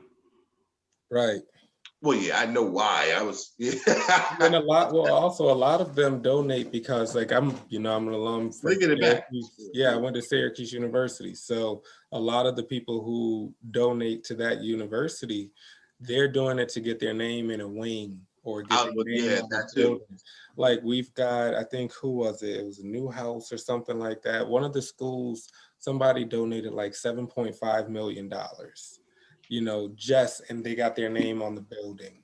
You know what I mean? So it's in, people donate a ridiculous amount of money to not the actual university, but to that program, to that school. Like I graduated from Maxwell. Maxwell's the School of Political Science, and so if I wanted to donate, I would donate to Maxwell, my school, not Syracuse University. Right. But it's a status symbol. If I want my name on a wing or in a hall, it may cost X amount of dollars. If I want to rename Maxwell to like Striggles Hall, something like that, probably got to drop. That's what it's mainly be about too. It's what it's about, yeah. But I would love to see that happen with HBCUs as well, man. Like, it'd be a beautiful thing instead of waking up reading, CNBC or whatever and seeing like so-and-so donated X amount of millions to this and now they're renaming this hall after them. Let's see that with Howard. Let's see that with Spelman. I want to see that. Yeah, see that with these other colleges. I want to see that with, I really want to see that with, other institutions that really need the funding. Yeah. So that'd be a beautiful thing. And I'm hoping, like I said, this is a step in the right direction. We can get that, so. We're going to take a quick break and we will be right back. And we are back. Thank you guys for sticking with us. Now we're going to get into some other trending topics. Do you want to talk about Fashion Week, Morgan? You got stuff for Fashion Week? Sure. Yeah, Fashion Week is, that's my jam. I've been walking in New York Fashion Week since 2013. This year is the first year I haven't done anything. It's been a year actually now that I've done a show in New York City. So little sad about it, but with COVID and everything, I think that is the best decision I've made. Fashion Week still happened in New York. It just ended yesterday. It was from February 13th to February 15th. The typical really large household name designers that we're accustomed to, like such as Tommy Hilfiger and Vera Wang, they were not a part of Fashion Week this time around. The biggest name you really had was like Jason Wu. You had a couple of other designers who aren't really household names, but I personally didn't think they should have had it. I think they should have waited until things got better, until things got more in control with COVID. So, but I heard Jason Wu put on a really good display. He had a show outside, which was phenomenal. People were able to view it and everything like that. But yeah, it really was small. It was 2 days. Was that your reason for not going, because the other names wasn't there, or because of COVID? Because of COVID. Okay. Yep. They did. So typically right before the main New York Fashion Week, the shows is sponsored by one of the main sponsors now, BMW. It used to be Mercedes-Benz. BMW was a sponsor again for it this year in February, but it's typically a week. As that's why it's like New York Fashion Week, because it's typically 5-6 days. This time it was only from the 13th to the 15th. And that says a lot right there. So right before the New York Fashion Week, the shows, there's typically New York Fashion Week Men's. And that's something that came about roughly 7-8 years ago. And it started gathering steam really quick. And then all of a sudden, I mean, when you think about it, do you think about men in fashion? No, it's a female-dominated industry. Yeah. It's all about women. Women can make multi-millions from fashion. The top male model, $750,000 to about $1 million. You know, you get a model who's doing the Victoria's Secret fashion show, she can easily make $1 million from that show alone. Yeah, I had a cousin that was actually a runway model. She did very well back in the days. Dolores, yeah, she used to do her thing. You know what I'm saying? Yeah. Now she like, you know, she's down in Florida. I think she got like a chain of, you know, high-end clothing stores or something like all through Florida. So that's what And she does. I love hearing success stories like that. You know, I would love to hear more of those type of stories. And especially, you know, being a person of color, being able to make it like that. I mean, we're very far and few in between. Yeah. So with that being said, like, you know, they should have canceled it. There's been this call for canceling it, but they said due to the economy, it was really important for designers being able to show their line, what's coming out, so that people will know what's going to be out in stores, or, you know, companies can purchase things wholesale, because a lot of the clothes that are in Fashion Week are not something that you're going to be able to purchase in store. Yeah. You know, so it's really for the buyers, it's really for the merchandisers. They get to see what you have. But honestly, I feel at this point they put money over health. Yeah. You know, so like whenever I do a fashion show, there is no space. You know, you've got the hair and makeup artists, they're right there. They're in your face, they're doing you up, they're doing whatever they have to. Then you got to rush and go down to, you know, to fitting. You got to get your clothes on, you got to know what order you're going to be in. There's the stagecoach, there's all these different people involved. There's all these different mechanisms that make this a well-oiled machine. And I personally, you know, I'm not saying I'm right here. This is just my opinion. There's no way you can have a successful show and keep people 6 feet apart. Yeah. I just don't see it. Why didn't they just do it online, where you could have like set something up, you know, green screen in the back of your, you know, in the room in your house, and then they could have shipped you the clothes, and you could have modeled something, you know what I mean? Showed the next model in there, you know what I mean? Showed it like that. Should have tried something like that. I did. So that caught on over this last spring and over the summer. I actually did a digital fashion show. I did a virtual one, not digital, my apologies. So I did a virtual fashion show. Yeah, that's what I mean, virtual. And it did not go well. Oh, it didn't go well. No, that was a trend. Well, did you try to do it live?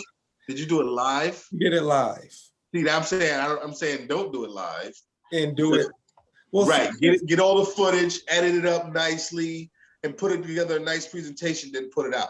Well, see, here's air it live, but don't do it live. No. Don't do it live. And I get that. But here's the issue. So everybody's, you know, their camera, their whatever they're using, a professional camera, a laptop or desktop, the quality of the camera, it's going to change from person to person. Right. Well, I was saying the actual people who throw in the event, who does Fashion Week, should provide these, you know, to their, you know, they take 20, 30 models, right? It's about more than that, about 20, 30. You take 20, 30 models, you can rent these cameras for 2 days. You know what I mean? And then you provide the cameras to the artists, to the models, which are artists as well, but you provide it to the models. You know, you give them the clothes they're gonna wear, and you tell them, you know what I mean? Hey, this is what I want you to do. Yeah. And they do it before you know what I mean? You know how nice that would be? That's not happening. It'll be crazy. That won't happen. Designers, listen, there was a show, I won't say the designer's name. There was a show I made, and I'm in fitting, I'm in the back, you know, and it's absolutely crazy. You know, you've got people over here trying on clothes. Then after that, you're lining up, seeing who's going to go in what order and what the time was going to be. And then you're rushing off to rehearsal right after. And all of this is maddening behind the scenes. So then there was an individual who made the show, went through 2 rounds of casting. The designer loved him. But then it came time to get him into the actual outfit. Now, the individual I'm referring to, he had more of a build, kind of like a football player, you know, pretty muscular and everything. He didn't quite fit into that jacket. He was a little too big, and they only needed him for that one look. They canceled him in the show because the jacket didn't fit. Wow. They needed it to be buttoned up. They couldn't button it. that was it. He was done. They looked for something else. The color that they had that would have fit him didn't look good on him. So they canceled him. He didn't walk in the show. There was another show I had made, and this individual made it through casting. We met with the designer. We did the fitting. We met with everybody, and their fingers were too long. The designer said their fingers looked too long in the coat, and they canceled the person. It's true. I believe that they're meticulous. Like, I understand, you know, because they have it in their head how they want to see their you know, what they make their designs, you know, being presented. It's just like with any artist, you know what I'm saying? So I understand. It's just funny that homie fingers was too long.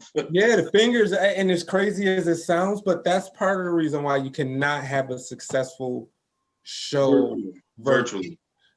They have to see. Well, how about if like, say for instance, if you shot it right, everybody got the video, but I'm saying, like, before it's not live, somebody goes through and edit and be like, oh, I don't like the way he looked in that outfit. You can just take that one out and don't air that one.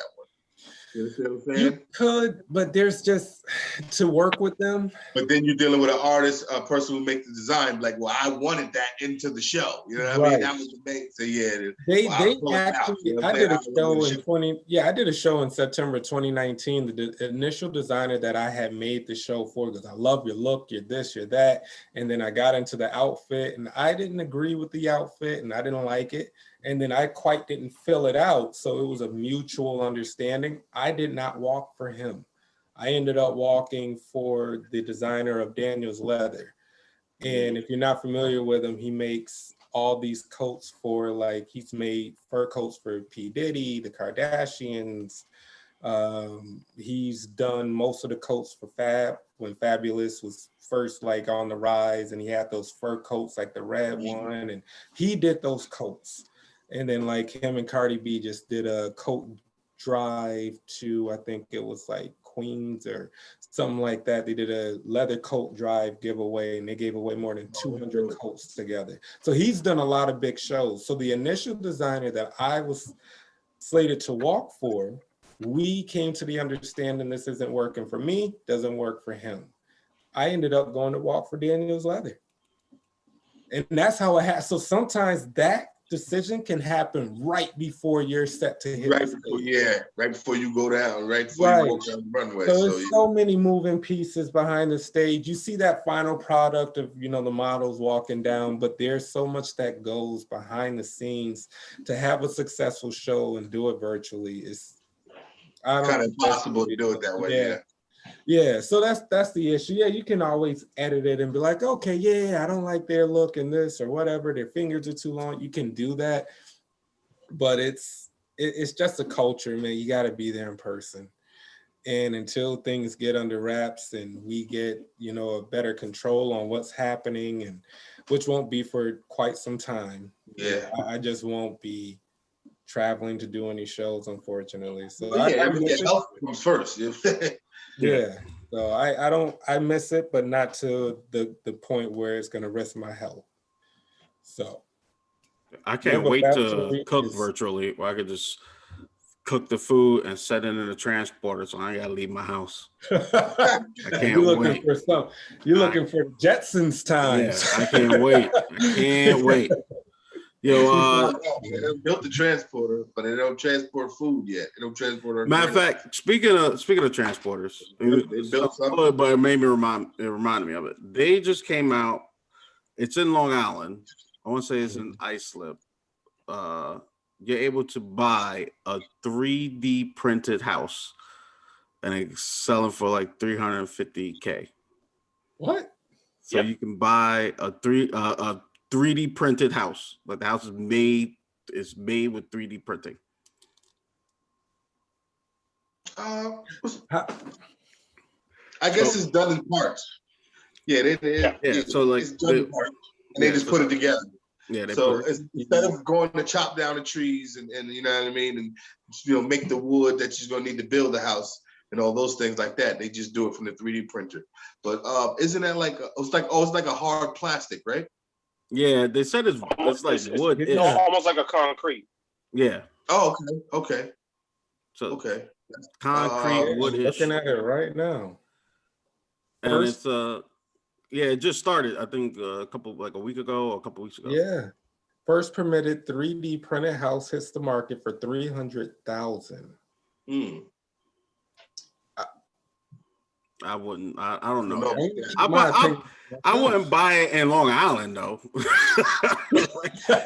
wouldn't buy it in Long Island. Like if I'm gonna get a 3D printed house, like I will. I want to see how long it lasts. I mean, not how long it lasts, but I want to see how it stands up against the different climates and weathers. You know what I mean? Because you get this material. I don't know if y'all remember when Brad Pitt, he tried to do something good, but he was actually building all those houses down in Louisiana, and then like the people he dealt with, the wood that they used couldn't stand up against like the water, that happens down there, and it all that the houses were rotting from the beneath. You know what I mean? I don't know if you ever heard about that. I think I did hear about that. Right, people was talking about it, and it was like, but he gave like nice big houses, and he gave, it was like $24,000. You know what I mean? But he was giving them away for the most part to the people. You know what I mean? He was just trying to do something, give back.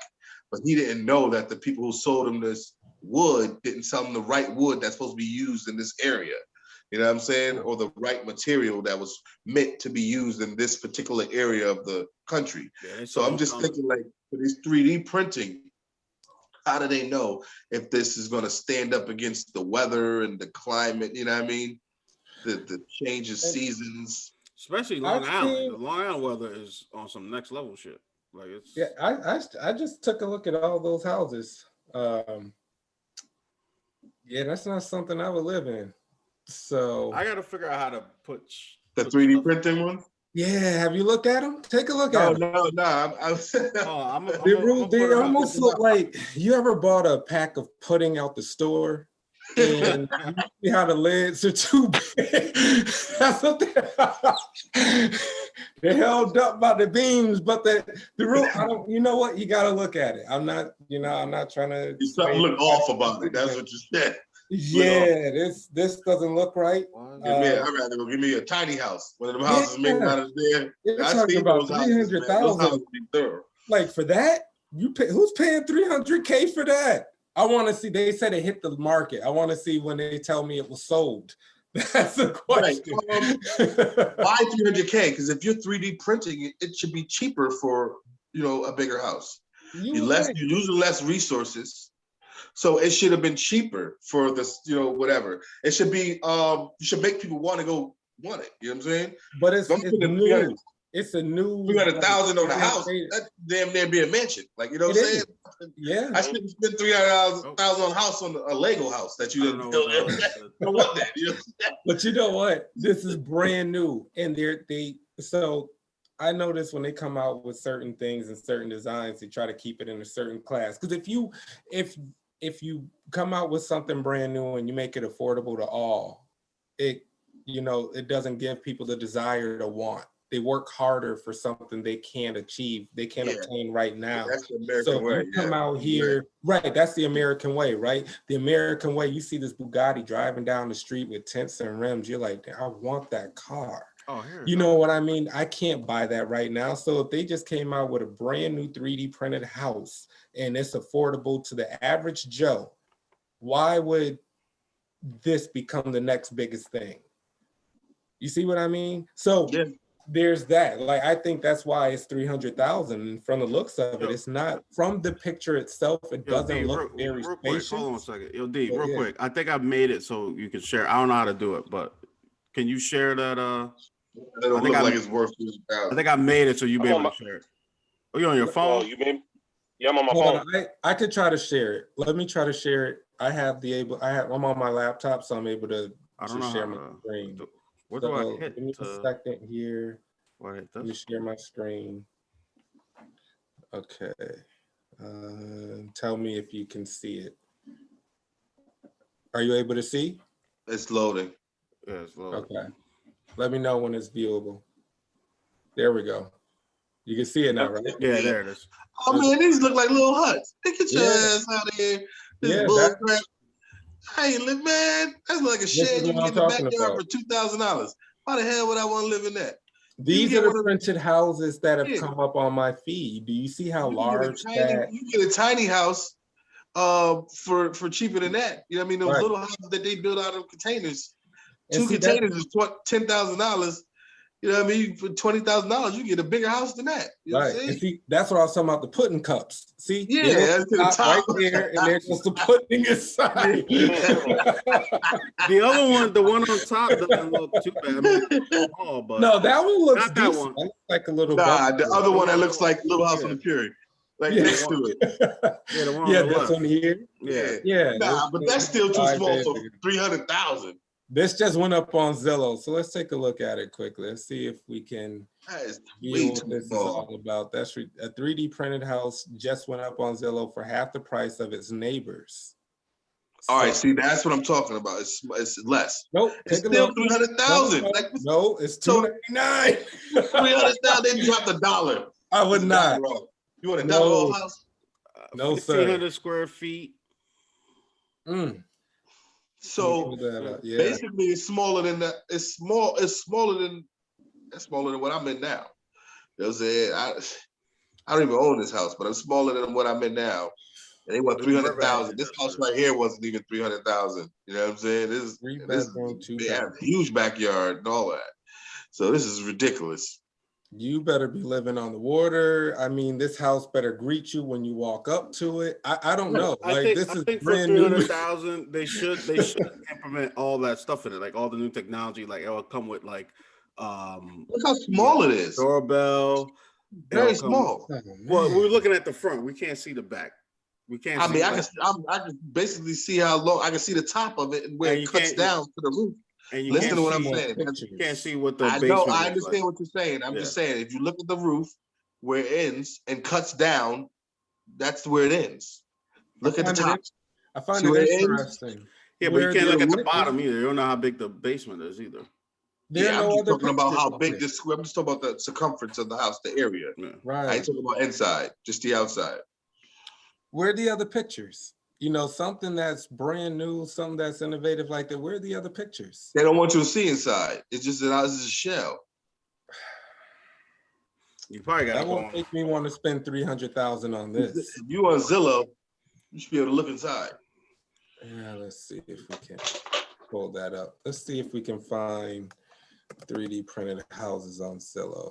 So 3D printed house. Let's see. House Zillow. Here we go. And popped up. Hopefully, wait a minute. Oh, it was underneath it. I saw it. Yeah, I saw it right as I clicked on CNN. So let's see. Look inside the first 3D printed house. Right. Yeah, let's see what they're talking about. Let's see what this looks like. It better not look like Minecraft in there. Oh man, what the hell is this little, even worse. Bar you go to when you on a resort? A bar. This is an ice cream stand. Yeah. I don't know what this is. What are we looking at? This is just $300,000. Just like a little this from 2018. This is the cost is just $4,000. That's $4,000. But look at the measurements. Yeah, 600 to 800 square feet. Yeah, I think that's for like a store. That's something else. I hope it is. That can't be that's not a house. It says house. Well, it says right here, look inside of it. Says home. 3D printed home. It's a home. It's a tiny house. Remember, I was just explaining. They got a whole show on these houses, these tiny houses, but they way cheaper than this. I mean, no, they're not cheaper than 4,000. I ain't gonna say that. But that's what that is. That's a tiny house. This is a closet. This is a walk-in closet. That's basically what it is. It is. That is what that looks like to me. That's $4,000 for this. Where's that? That's in Austin, Texas. I believe it. I believe that. What is that? That a big ass your bedroom, and that's your living room. Why would they put that big ass cylinder thing right? Oh, that right there. So that's probably was a tree. You know what I'm saying? That's probably when you stub your toes on something nice and soft. This is terrible. They thought of everything. Look at that little window. You probably have to go to the bathroom outside. Look at that jail cell window. They gave you. Yeah, that's what a jail cell. What is this? Is this a selling point? What is that? I don't know what that is. Let's say That's wanted to make the oven. That's the oven. It's a brick oven. Literally. Primitive living. Okay. Now we looking at I don't know what I'm looking They at. gave you that angle. That's supposed to be the front entrance. Is that what that is? Yeah, you see the door right there, the front door. That's not a door. Right there on the left side. Oh, yes, I guess. I'm really confused right now. I don't know what this is. Why do they got all this rope around there? Yeah, this thing is that pillar is in every shot. No, it's different. Yeah, that's how they made the walls look. Yes, it's the tiny house. That's what it's called. That's the bedroom. That's what it is. I mean, for 4,000, if you don't, you know what I mean, if it's just you know what I mean, you just 4,000, you go. You can't have not bad. You know what I mean? You can't have company stay the night. It's just you. I don't even think you can have a pet. They put them two chairs together.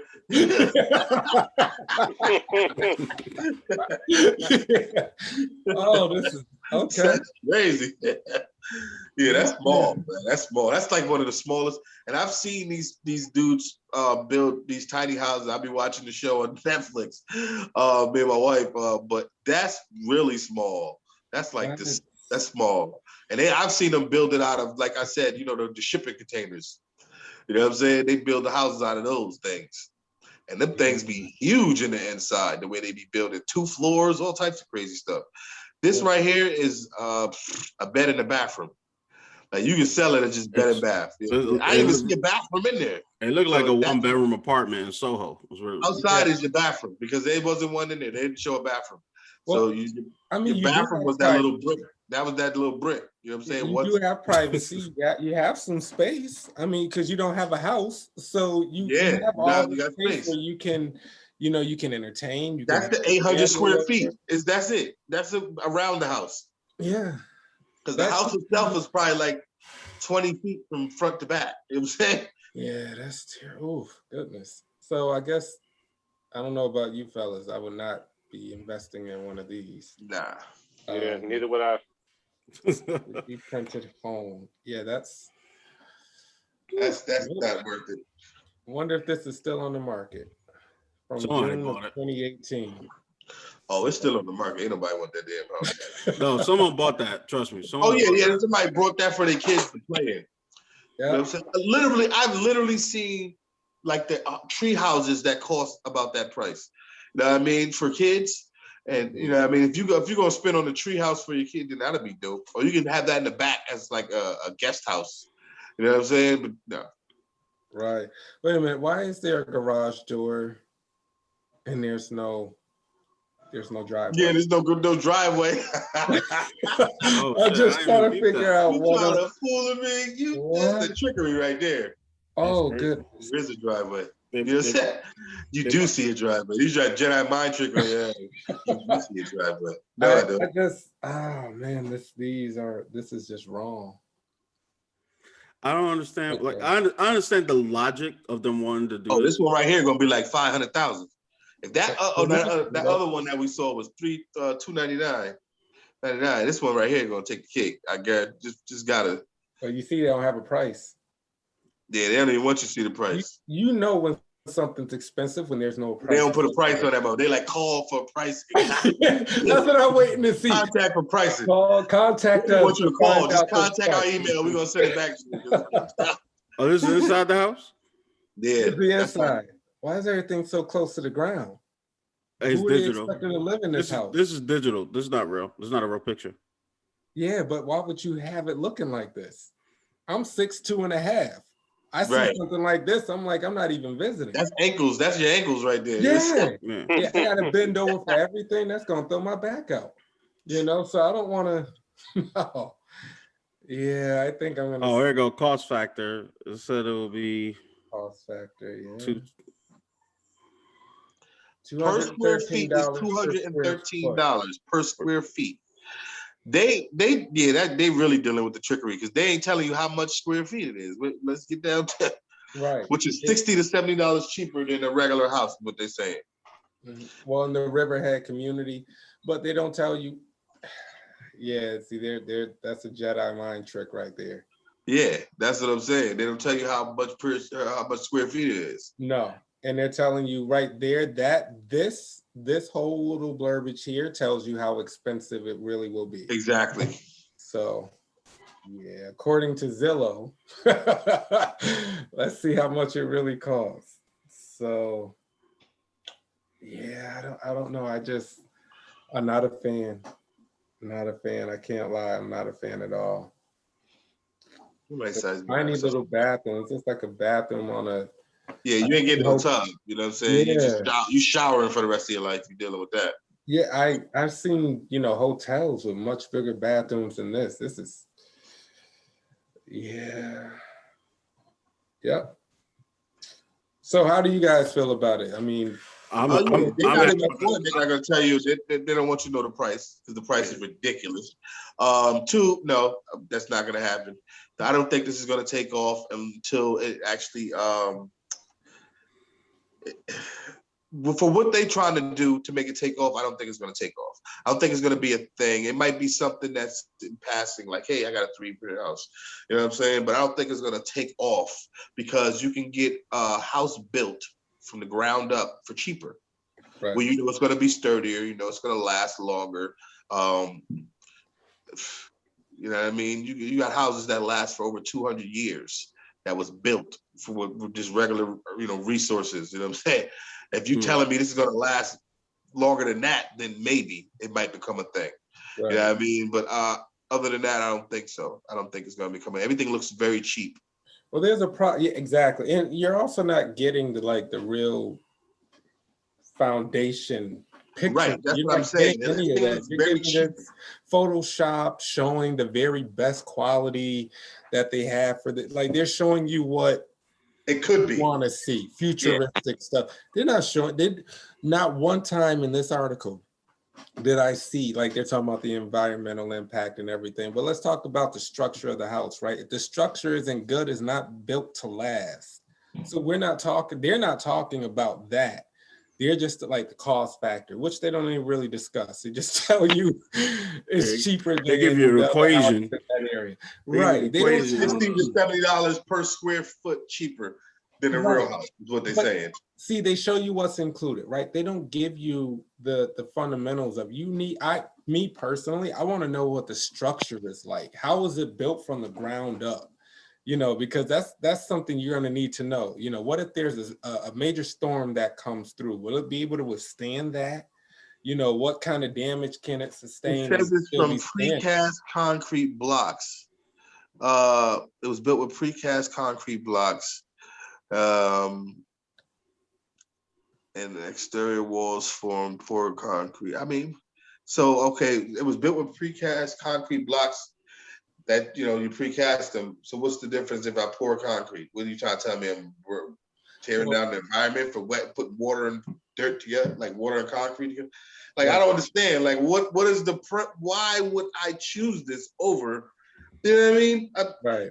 You're not selling it. They're not really selling it very well. It's all trickery. So again, here, the next paragraph, they go, once the walls are complete, traditional framing takes over to build a truss or rafter roof system.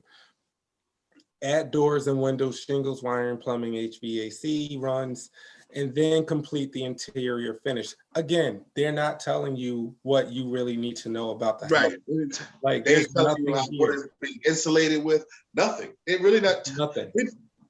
They telling you to put it together like a Lego house. That's what it's telling you. That's basically what it's telling you. This here is just a trend. I think this is like a house. Right. That's what I said. It's gonna be in passing. I don't think it's gonna be something that takes off.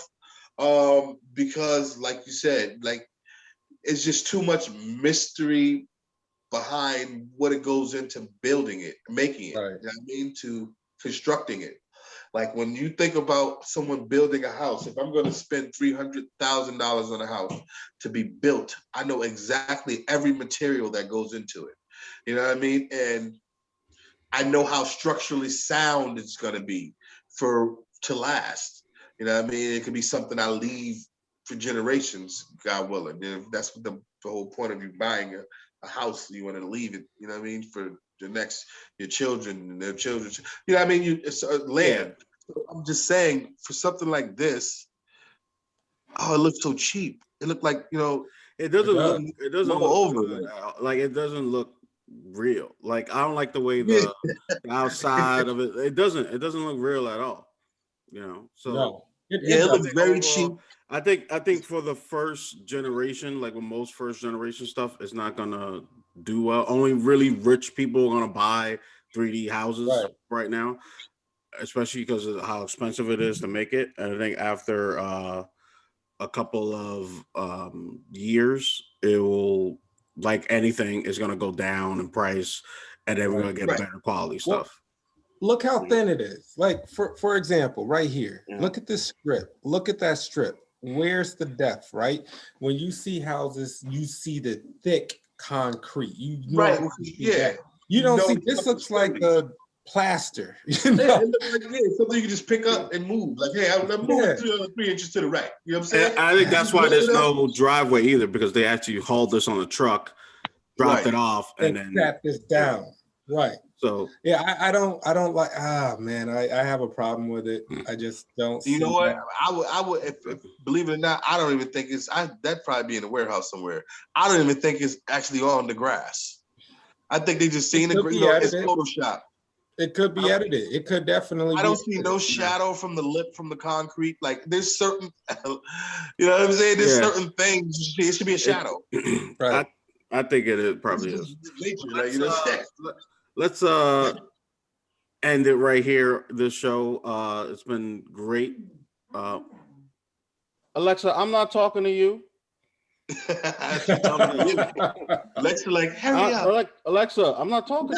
Look, me and Alexa gonna have words after the show's over. Y'all hear her? No, only you can hear her. Yeah, I hear her. Yeah. Oh, you heard her? I didn't hear her. She talking junk in the background. Ain't nobody even said her name, and then she just started talking. Anyway, so thank you guys so much for tuning in to this episode of At the Dinner Table. We had our new fella here, Morgan Striggles, and we will be here hopefully tomorrow. We got to see how tomorrow goes, because tomorrow's going to be crazy. I'm going to be doing a new interview with Keenan Williams, who was dancing at the Super Bowl. That's going to be my next interview coming out soon, so be on the lookout for that.